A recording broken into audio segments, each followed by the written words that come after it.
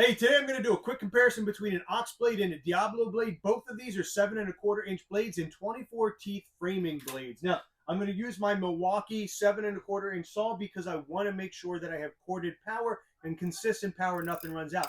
I'm going to test this in a variety of materials, and we're going to look at how clean the cut is, how well it cuts, and just the overall look of the blade after we're done.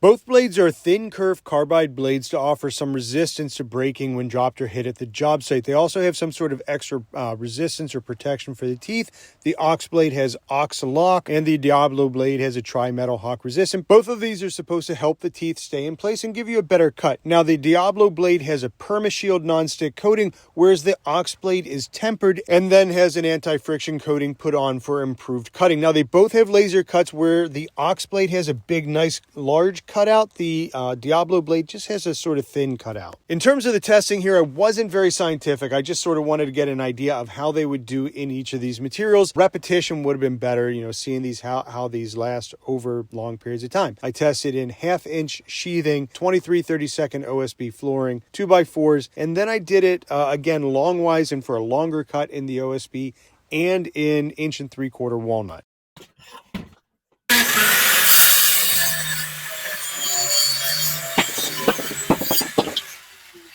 All right, after cutting these pieces, I think that the Diablo is a little bit rougher of a cut than the Ox blade. You can see that this is smoother throughout and there's more tear up on the OSB, as well as with the 1/2 inch sheathing. Now, again, a little bit smoother, a little bit rougher, not a tremendous amount, but again, this is the first cut.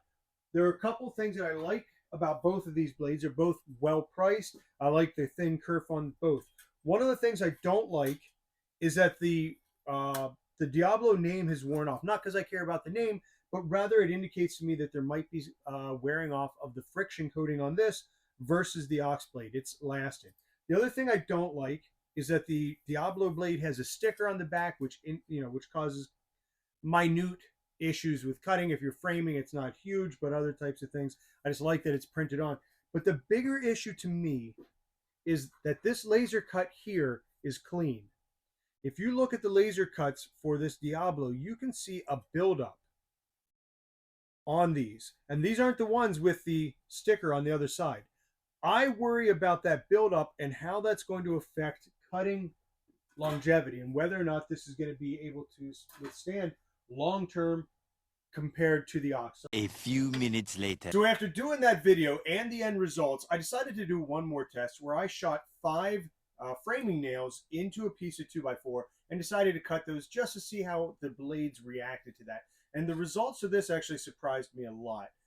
These are standard framing nails. There's nothing special about them. I shot them into the 2x4 and attached it to the plywood so that I would have something to hold on to and allow me to cut them easily.